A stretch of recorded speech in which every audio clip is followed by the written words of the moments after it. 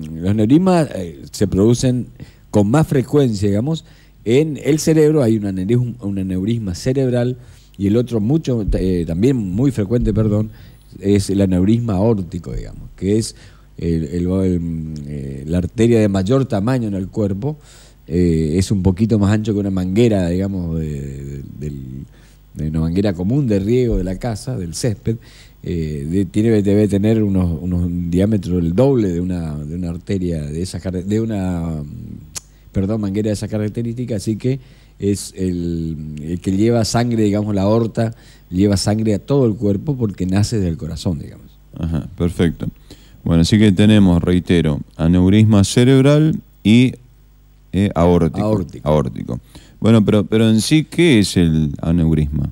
Bueno, el aneurisma, cuando, digamos, se localiza en el cerebro, tiene una característica que es, digamos, es como un globito que se arma que se forma, mejor dicho, en una manguera, ¿sí? Una manguera de agua, se arma un globito porque tiene una debilidad de la pared, ¿sí?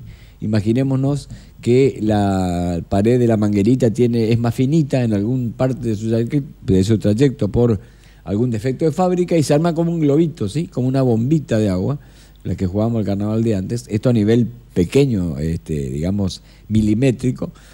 Entonces, en algún momento, esta debilidad en la pared se forma como un globito, y eso es un aneurisma cerebral, digamos.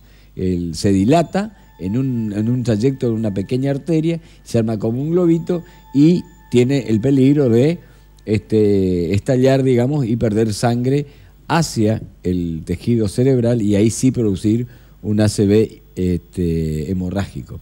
Pero en sí tiene un tiempo de evolución. Ese globito está, por decirlo vulgarmente, inflado por algún tiempo. Se detecta, por medio de la clínica, digamos, el paciente refiere algunos síntomas y el médico pide entonces, puede pedir una resonancia, una tomografía axial computada con contraste. Entonces, digamos que, entre comillas, puede aguantar un tiempo ese aneurisma antes de que se produzca un ACV, y entonces se trata adecuadamente en tiempo y forma, y se puede resolver de manera quirúrgica, inclusive en algunas arterias, por medio de los neurólogos. Se puede corregir este aneurisma cerebral, y todo sigue su curso normalmente, digamos. Uh-huh. ¿Y por qué, digamos, o por qué razón se infla como este globito? ¿Qué causas? La base es la base genética, digamos. Es un defecto congénito. Nació así la persona por ya sea puede haber tenido algún antecedente familiar de esto. Esto tiene que ver con algún tipo de malformación arteriovenosa. Entonces hay una malformación congénita de una parte de esa venita, de esa arteria, y se forma este globito, ¿sí? Aunque esto también, la persona puede haber nacido con un antecedente genético y nunca padecer un aneurisma. Este es el caso de una de las actrices, yo no me acuerdo, la hija que tuvo también de jovencita, 20, 21 años, estuvo internada, estuvo en coma.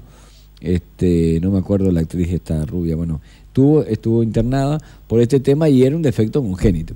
Ahora bien, uno puede tener esta base genética, pero también estar empeorado por un montón de otras situaciones, o al tener esta base genética o congénita, nosotros le agregamos un factor de riesgo, ¿sí? Por ejemplo, el hábito de fumar puede producir que esto se forme el aneurisma. La hipertensión también, por ejemplo, a veces tienen presión alta las personas y puede hacer que este globito se forme. El uso de drogas, ¿sí? Como la cocaína, por ejemplo, drogas más fuertes que la cocaína, pueden producir que esto se forme en aneurisma. Entonces tiene múltiples causales, pero siempre con una base congénita, digamos. Hay una predisposición, una malformación de esa arteria o de esa vena, y se produce este globito en las arterias del cerebro. Por eso se llama aneurisma cerebral. Uh-huh. Bueno, así que, en definitiva, ¿qué diferencia habría con un ACV, por ejemplo? El ACV es, por ejemplo, la rotura, pero de una arteria común, ¿sí? No tiene ese globito previo, sino que se rompe. Es como si se pinchara una manguera y pierde líquido hacia el césped, ¿sí? Se pierde el agua en el césped y eso sería un ACV hemorrágico, ¿sí? Directamente sin la formación del globito. Y después tenemos el ACV isquémico, que es cuando se tapona esa manguera y por un tiempito queda sin oxígeno, sin irrigación una parte del cerebro y luego continúa. Ese es un ACV isquémico, ¿sí? Isquemia significa que en algún momento falta oxígeno en alguna parte del cerebro, da los síntomas que generalmente da, que es parálisis en algún lado del cuerpo o de la cara, y luego continúa. Este es un ACV isquémico. El hemorrágico no, ya a la manguerita perder sangre hacia el cerebro, ya queda dañado, se muere esa parte del cerebro y queda con un daño permanente de algún lado del cuerpo, y esto es lo que se llama ACV hemorrágico.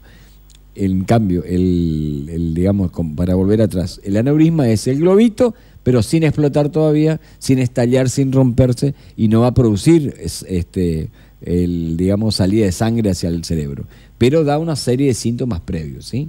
En algún momento sí puede estallar y ahí sí da un ACV hemorrágico, digamos. ¿Y los síntomas qué son?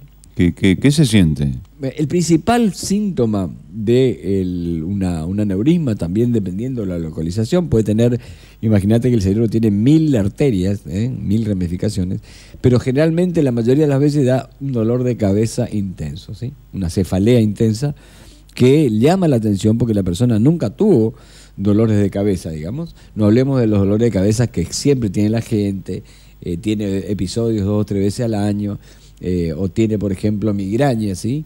Que es un dolor intenso de cabeza, y que tiene todos los años o en el año varias veces. Esto es un dolor de cabeza común.